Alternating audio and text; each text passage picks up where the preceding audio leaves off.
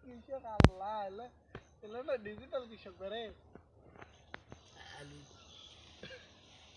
কৃষকের দিকে দেখ কৃষক দেখান। এটা হলো বগুড়া জেলার কৃষকদের আলুর জমি।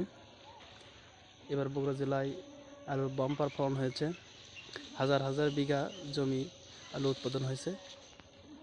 আসুন আমরা একজন কৃষকের সাথে কথা বলি, দেখি তাদের কি অবস্থা। আসসালামু আলাইকুম। ওয়ালাইকুম সালাম। ভাই কি করতেছেন? ভাই কি আর করবো কোন, এই যে আলুর জমি দেখতেছিলাম। আমাদের বগুড়া জেলার যে অবস্থা, আমাদের হাজার হাজার বিঘা আলু, এই যে দেখেন মোটামুটি গাছ ভালো। এবার তো বগুড়া জেলায় আলুর বাম্পার ফলন হয়েছে। হ্যাঁ মোটামুটি বাম্পার ফলন, গাছও ভালো আছে। ইনশাল্লাহ আমাদের ওইদিকে ফলনও প্রচুর হয়, কিন্তু দুঃখজনক হলেও সত্য যে আমরা 5,000 টাকা বস্তা মানে আলুর মানে বীজ কিনেছি। হ্যাঁ, অথচ এখন দেখা যাচ্ছে যে আমাদের হাজার হাজার টাকা এই মানে মানে জমিতে মানে পড়ে আছে, খরচ হয়েছে। হ্যাঁ মানে আমাদের খরচ হয়েছে।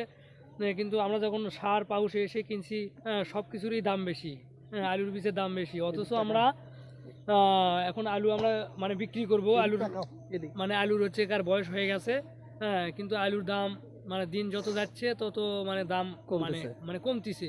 তাই এখন আমরা সাধারণ যারা কৃষক আছি, আমরা আসলে সবাই মানে মানে হতাশার মধ্যে মানে পড়ে গেছি যে আমরা এখন মানে মানে মানে কি করব আমরা। তাতে কি আপনার মনে হচ্ছে যে এরকম দাম, তাতে কি এবার কি আলুত কি কৃষকের লস হবে?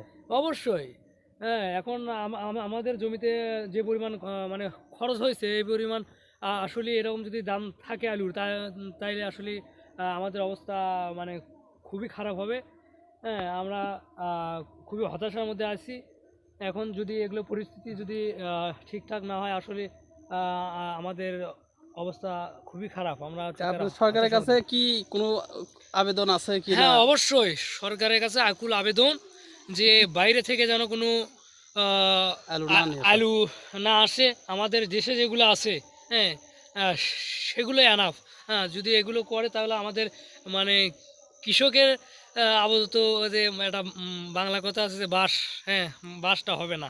হ্যাঁ, এই জন্য আমরা সরকারের কাছে উদ্যত আহ্বান রাখবো যে আমাদের কৃষকের প্রতি যেন তারা হচ্ছে কার একটা মানে দৃষ্টি দেয় এবং আলু যেন রপ্তানি করার ব্যবস্থা। হ্যাঁ হ্যাঁ হ্যাঁ, ধন্যবাদ আপনাকে। এছাড়া আমাদের সম্মানিত দর্শকবৃন্দ, আপনারা শুনলেন একজন বগুড়া জেলার একজন